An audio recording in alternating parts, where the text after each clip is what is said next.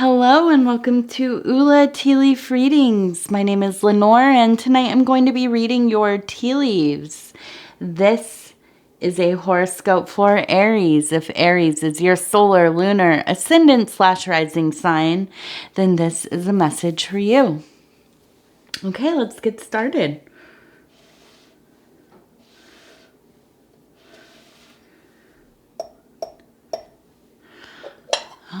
Okay, Aries, Aries, Aries. Let's see what this cup, what these leaves have to say to you. Have to say to me for you. What is the message here? Okay, I like to pull it away and kind of just look at it this way, that way. Just kind of see what we're working with here. Okay, so I'm going to start with this little R we have right here, and it looks like an uppercase R. Okay, and where this is placed, I feel like this is somebody that is part of your daily life. This could be somebody you work with, somebody you live with, somebody that you see often, a good friend, somebody in your community, a neighbor, a family member, somebody that, anybody, no, somebody that is often meeting with you either physically, but also could be online, okay? I often say these are people you see in your daily life. Well, there are a lot of us who work remotely, and don't socialize that much aside from, on the internets. So that could also be true. Okay, so I don't want to leave out people who live in that way, or, let's see. I want to look at this too, because it's repeat. Sorry, I interrupted myself, but I see that this R is repeated again, okay? And this one almost looks like more like a human figure as well, but it is the R. And so that's interesting. So it could either be a double R, or it could just be a reiteration of this R. And now this one has more of the leaves, and it's a lot fuller, right? So I almost wonder, is this the same R reiterated, but it's become more powerful or, consistent in your life more often? Maybe you've moved in with a person with an R name. Maybe you have been working more directly with somebody with an R name. Or maybe it's somebody in your family and you just have had to kind of like, I'm thinking of like stepping up and kind of really helping them. They've gone through some kind of, crisis or medical issue, or they're getting older and they just need the help, and you're seeing them more and more often. But this seems like it's a relatively newer thing, okay? That you're communicating and seeing them, visiting with them. It seems like it's something that it's been more frequent more recently. Okay. So, let's see. What else do we have? I wanted to look also at, yes, right here. Okay. So we have this heart kind of outline, right? And it has some holes in it. So I think that because of this placement, it's in this physical world, mundane life, everyday life, daily life, based reality. This is a relationship with a real person. opposed to, somebody in spirit, or some kind of, divine entity, or a manifestation of like part of yourself. Okay, so in one of my other comments, somebody had mentioned, oh, this could be like, and this wasn't a relationship thing, but this could also apply to your shadow self. And in that context, yeah, I really think so.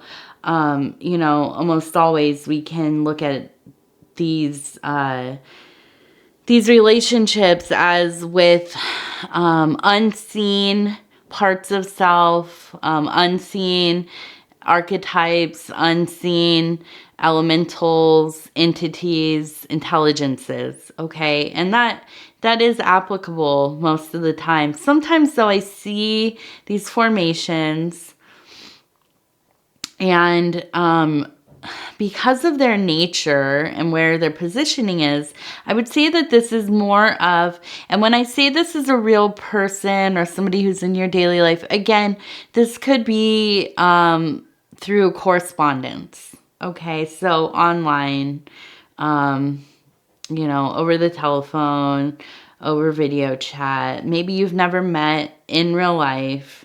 We're in a modern age, okay? So people have relationships where they've never met before. And that's not, when I remember when I was a young teenager, I had the internet and I was online a lot, but it was the beginnings of the internet, and there was always this kind of, people would be like, oh, so like it's all weirdos, right? Like anybody who had like a presence online, not social media really. We didn't have like social media like it is today, but anybody who was kind of like not into the internet thing, they just are like, oh, that's like, it's all weird people, or creeps, or like murderers or whatever. And so we're not living in that day and age anymore. I mean, there are plenty of regular people who meet their spouses online, or have long-term relationships and they never meet the person, because they don't want to, or, they're located on two different continents, or whatever it is. Okay, so when I say that this is a person in your real life, and I just mean that you interact with them. They probably have a physical form. Okay, they probably are human. Although, if you're doing it online, maybe, it could be in a few more years, I'll be saying it could be AI or whatever, some kind of chat bot, right? So, anyhow, this heart, it looks like there have been maybe some issues, okay, in this relationship. It seems a bit riddled with these holes, and kind of seems like almost there's been some amount of a destructive force going on. I also see, let's see. Now it looks different. Let me see. I want to look at it this way here. The way that I'm looking at it, it does kind of look like a little dragon. Okay. And now I'm looking at it in the viewfinder. It kind of looks more like a swan or a duck, but I'm going to go with, for right now, this dragon with the head here and the tail. Okay. And it looks like it's breathing fire into the center of this heart. And maybe that looks a little better right there. Okay, so it's breathing fire into the center of the heart. And I would say quite often, and I get a lot of dragon figures, it seems like, or, lizardy, lizard type formations in my readings lately. But basically, when related to a relationship, I would say that there is some amount of possessiveness, there's a volatile nature, maybe, you know, like a control freak, somebody who's set off really easily. I think that this really kind of indicates to me there's been a certain degree of arguing, bickering, just feeling really defeated by not being able to get on the same page. It seems like every time you or they have good intentions to try to talk things through, it just somehow gets turned upside down. And one or both of you just are instantly annoyed. You know, just kind of put into just feeling very disjointed, kind of twisted up, and all in your feelings about whatever has been going on. And I don't know, I'm not going to say that it's infidelity, but I want to look at this right here. Okay. And actually, let me turn it this way. So it looks like a stem with 2 leaves, okay? And it's missing the flower. To me, that seems to indicate that there's been some amount of betrayal to the relationship. And because this is right in the center, I almost wonder if you, Aries, have been the person that has been maybe wayward in the relationship. And, you know, as I'm reading this, I just want to say that, like, there's no judgment from me. I'm just reading this cup. And I also am not trying to indict you on anything or, you know, accuse you.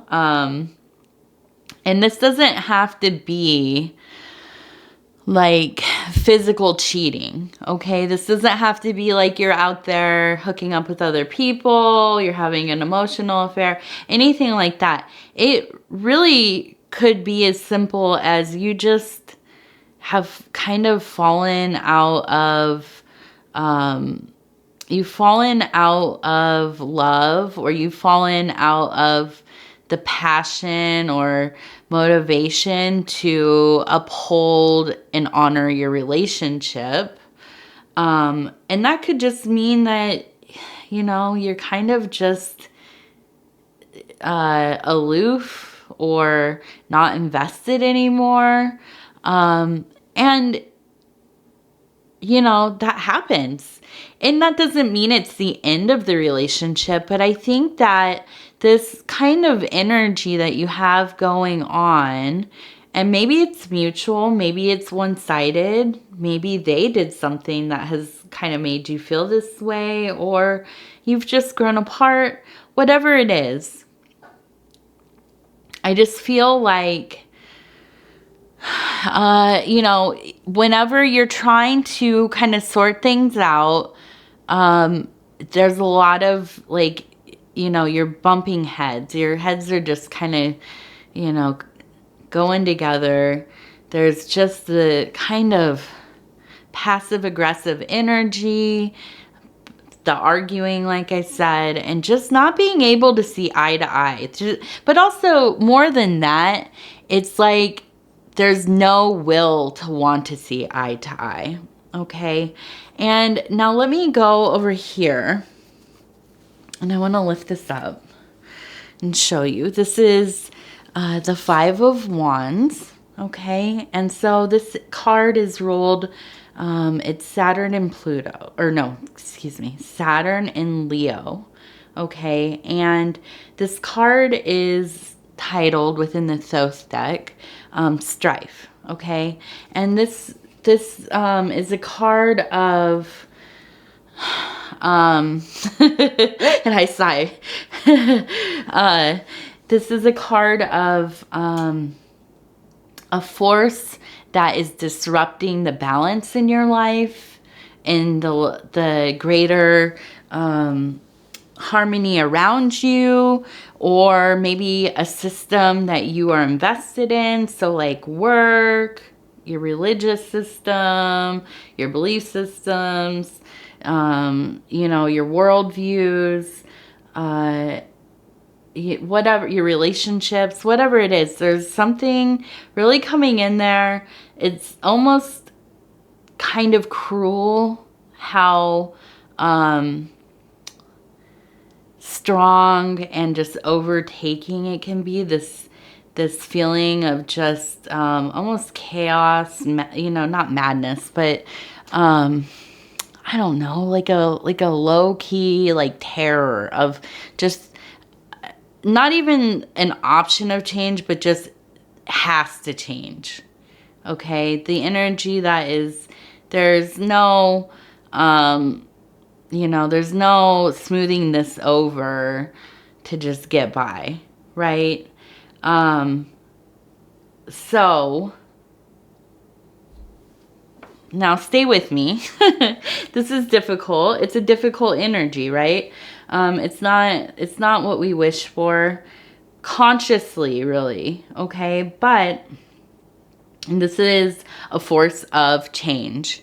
And you know, that might lay waste to things that we hold dear, things that that we have built in our mind as safety systems, or you know, systems of safety, or perceptions of safety, illusions of safety, consistency, things that we feel that we understand, that make sense to us. And when that's ripped away from you, it is truly the hand that is lifting the veil, okay? And so, this is a divine blessing that is very cruel, okay? A cruel blessing. And it doesn't have to be cruel, really, but it depends on the situation, okay? It's uncomfortable is the biggest thing. So I feel that you have really gotten to a point where something has changed in you, that you're just not willing to put up with this anymore. You have that rock in your shoe, and you can't stand to walk another step with that thing in there. A thorn in your side, and you're just not going to deal with it anymore.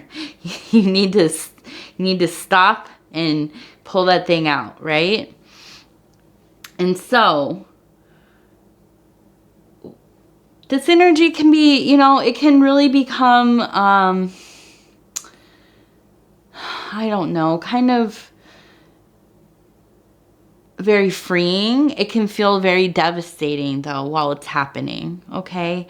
Although, let me remind you of this, and these are just words and concepts. It's quite different in practice, I understand.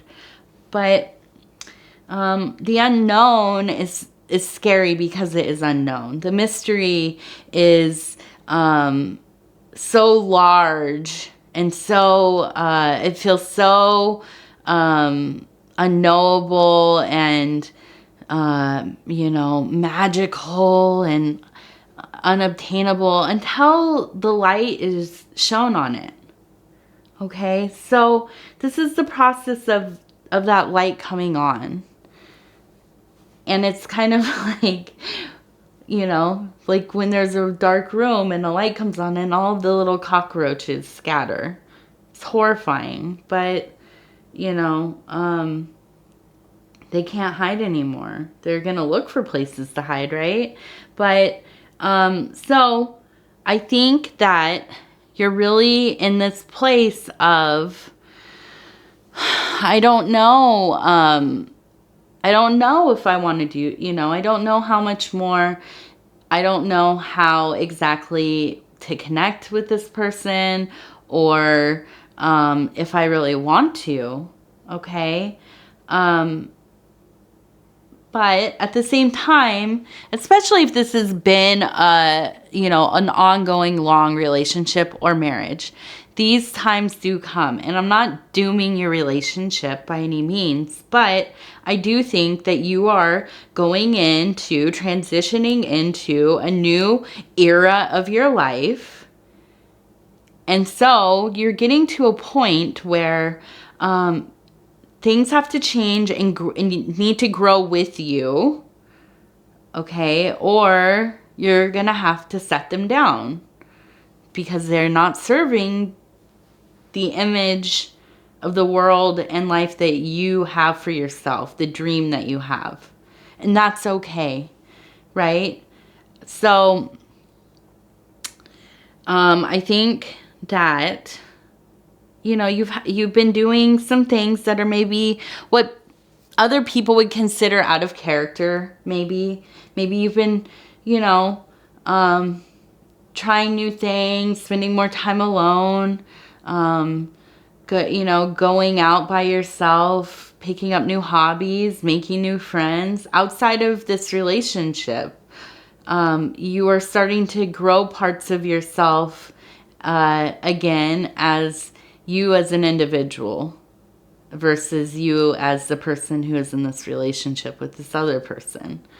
And I think that this has become extremely important to you and to your experience right now in life. And I think that, you know, that can be hard. And let me say that not everybody likes to see that happen. Sometimes our family or our friends or the people, you know, our acquaintances, whatever, they get a certain image of us or, you know, as a couple. And when that understanding that they have or perception they have is betrayed in their mind, it's hard for them to accept. And people might be rude or they might be standoffish or they don't, you know what I mean? You stop getting invited places. They stop talking to you. They pick sides for no reason, right? So I think there's going to be some degree, and I'm really seeing in this part right here. And now this is in the spiritual. So it almost kind of makes me wonder. Now there's this line, and that's what I'm getting to. There's this line, and I feel like there's almost kind of this division going on with people who are not related to your relationship, but they're related to your life and the relationship that you have indirectly. Okay, so your peers, your social group, people, and because this is in this like high, it's going into the mental, emotional, but it's also higher in this spiritual realm. I almost wonder, are these like people from your spiritual community, your church, your, whatever. It could even be like if you volunteer together somewhere or, whatever your shared interests are and you have friends through that, your passions. I feel like there's been some talk, some witnessing of the things going on, and maybe people getting involved where they shouldn't and choosing sides, but not because your partner or person or family, whatever, whoever this is that we're talking about, not because they have kind of started a campaign for this to happen and, they're talking about you or your relationship or the problems you're having, but just because people are witnessing it and wondering if there's going to be a split coming up, okay? And, also people just like to stick their nose where it does not belong, right? And like to create dramas that have nothing to do with them.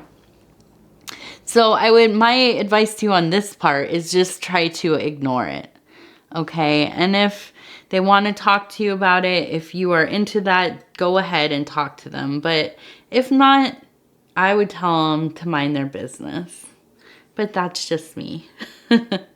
Now, I really love this this formation right here. I see a horse or some kind of animal, a person sitting on it, right? And it looks to me like I get this almost image of like Don Quixote or some, just some kind of like solitary older figure kind of on an older horse or animal going slowly through kind of a very deserted landscape.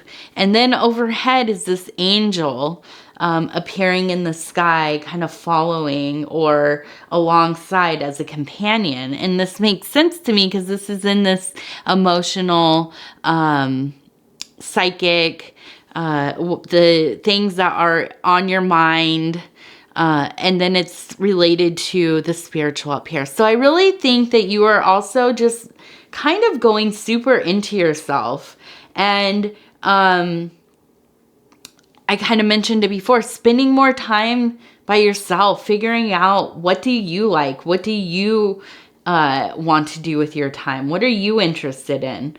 And kind of just getting into this place where you're being, and I'm not saying you're being selfish, but kind of, you're being selfish with your time, which is okay. Sometimes we just need to do that to really explore new parts of self, new parts of where we're going, how we'd like to live our life going forward. But also, I think it's just, it's so normal to go through cycles within our life where we kind of just need to, and I'm sorry, I have to shift here. My foot is going to sleep a little bit. Where we need to kind of change up our routines, try some new things, experience other interests, other dynamics, other scenarios, but do that by ourselves. Okay. And not have to kind of conform to what somebody else wants. You don't have to compromise what they might want to be doing, or consider, are they going to like this? Is this going to be annoying? Are they going to be uncomfortable? Are we going to have to hurry through it or whatever it is? When you're in a relationship, we make those compromises because we care, and that's fine.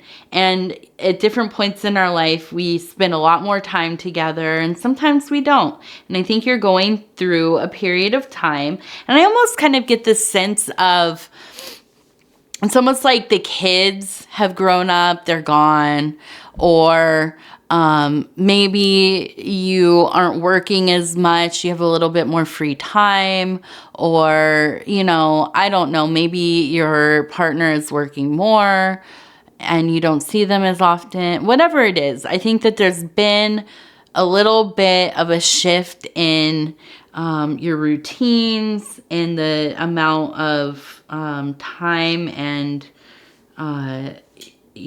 responsibility, active, engaged responsibility that you might have.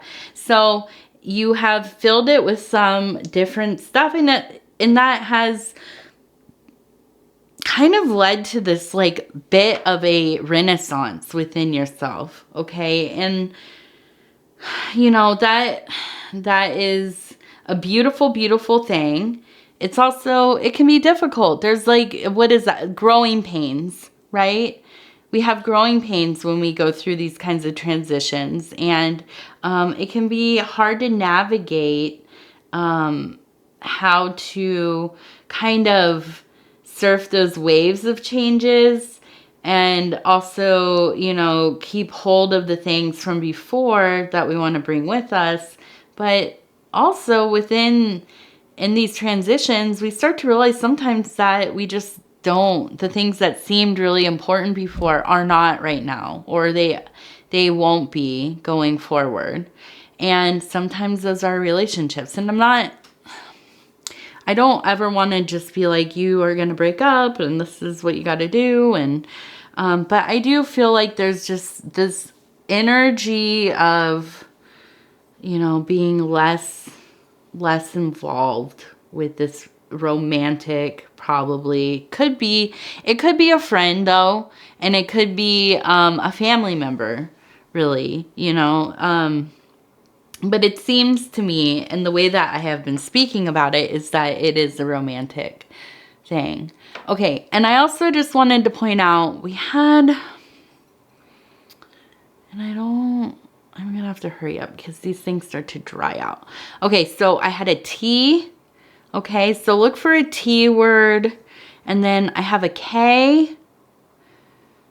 And I feel like this is not the exact same thing, but I see there's a K, and then there's just kind of walking away. And I wonder if this is going to be one of the people that has not been supportive of you during this time and has maybe really stuck their nose in. And I think that this is somebody with a K name or some kind of descriptive word that has K, you know, like a K, I don't know. So with a K in it. And I feel like you're going to be walking away from this person because they just have not been helpful and maybe even have caused more problems with their involvement. Let's see. I'll look at it. Like I said, this is really starting to... I have not talked about this one, and I don't really see much of what this has to do with this part of the this reading at all. Besides, it's a nice looking... I see a person with kind of a dog with its mouth open. Okay, and this one even, where we said it was a horse, it kind of looks like a dog as well. I had said this is like the horse with the person, and I still stick by that reading of that, but it also looks like a dog. It looks like a reiteration of this dog here. But as I'm looking at that, I really think that because there's been a lot of this arguing, discontentment, challenging one another, posturing you and this person that you're in a relationship with, or friendship, or I do believe that a lot of what's coming out of both of you is just, you know, kind of like a loud bark, no bite, right? I think it's just a lot of verbalization, a lot of, you know, just kind of pent up, built up energy, frustration, maybe some resentment, and misplaced anger to some degree. Okay, because I think at the end of the day, this is less about being so angry with this person, and maybe less about them being so angry with you, and almost kind of being kind of upset that you haven't come to these conclusions earlier. You've spent a lot of time working towards fixing parts of the relationship that didn't need fixing, or weren't going to ultimately get to the root of the problem. And I think the root of the problem really has to do more with yourself and, you know, settling for things that weren't fulfilling to you. And maybe at the time they seemed more fulfilling than they were, or they were going to be. Or maybe you were honoring your responsibilities, family life, domestic life, work, you know, having a relationship that was good enough but you've come into a time in your life where that's not enough anymore. Things have kind of changed for you. Okay. And so I want to look at this as well.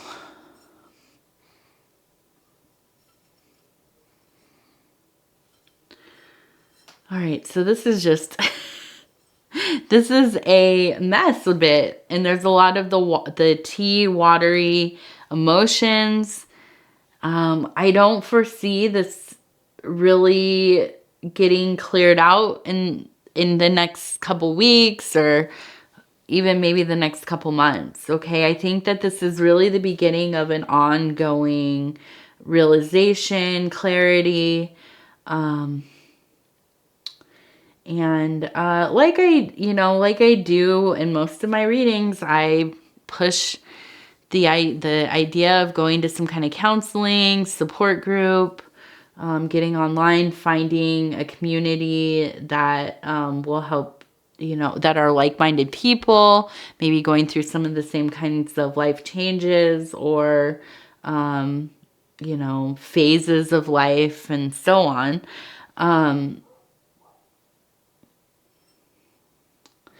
I think that, I hate to leave this without a big resolution, or any, but I just think that, this is going to be going on for a while, and it really is going to, but I think that's okay because I think you're going to take your time with it. And the only part that I really, hope that you will try to resolve a bit is tempering yourself with the fighting, the bickering. That's not necessary. I think going at each other is not going to help. And if they remain reactive, I think that, it's in your best interest to not engage, and try not to. Put that anger and energy into other things. Journaling. One of my favorite things when I was doing like grief work for myself was like the primal screaming, things, different kinds of art therapy. If you don't go to therapy or counseling, you can easily find booklets, or books. I have a really cool book. I have to dig it out somewhere, but it's they're like prompts for different kinds of creative projects, and just really trying to discover like what kinds of mediums you like to use, and different concepts, ideas, themes, that kind of thing. So something like that might be really beneficial, and just continuing to find the things that you really enjoy. Okay. But I would take things slow, and it looks like it's going to be like that. It's going to be, the best, I don't even know what the cliche is exactly, but the best things of life don't just like come overnight, right? And I'm mixing up probably a few different ones, but take your time, okay, and be kind to yourself. And this is an intense process. This is, oftentimes linked to like something like people would call like some kind of midlife crisis, or an existential crisis, or a rebirthing process. Things like that. Okay, so that's a big deal. These are big deals, and these are tropes because they happen to people, most people, in some form, right? And also, I just want to, as I'm talking, I'm looking at this. I see a 7, where did it go? Another 7 right there, and a 4. Okay, so I have 3 7s, 4 7s. They're everywhere on here. Okay, so 7, look for that 7 as a synchronicity. And let's say lifting this up. So we have 7, 7, 7, 7. Lots of 7s. So look for those 7s as synchronicities, as revealing themselves to you. We have a 4. Look for a 4. again, a synchronicity and revealing itself to you. Okay. And, you know, I apologize when my readings are not happy ones. Although, you know what? This one's, you're amidst a difficult situation, but it's a beautiful, beautiful time of life. These grand shifts that we go through are the great revealings and, you know, unveilings and initiations and rites of passage. Okay. And so, yeah, they're not easy, and yeah, they're messy, and yeah, you know, there's a lot of blood, sweat, and tears that go on, but this is life. This is the beauty of being alive. You know, we get to experience these things, and, you know, God willing, universe willing, spirit willing, we get out on the other side, and there's something to show for all this work that we do, all of these contemplations that we have, all of this, you know, toil and suffering and you know, whatever, to get to that honey, that sustenance, that, you know, that mana that's in the subtle of things. And so I think that ultimately it's a great reading, you know, because it's kind of the beginning of something, or towards the beginning of something. So, okay, Aries, thank you so much. I appreciate your time as always, and always so honored to bring these messages to you. If you would be so kind as to like the video, it gets me into the algorithm. It helps me get to more people. It bumps my numbers up, and I appreciate that. The other thing that you can do is subscribe to the channel if you haven't. Hit that little bell thing. It'll give you notifications when the next readings come out. They're every 12 days for each sign. If you want to watch your other placements in the meantime, you should. Definitely.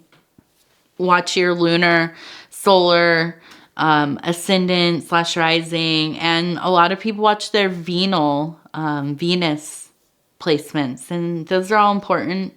Take what you want from each reading, whatever speaks to you, you know, and craft together a larger picture for what's going on in your life. And then leave a comment. Leave a comment on the video, all the videos, if you want. I just love hearing from each and every one of you. It really makes my day, truly.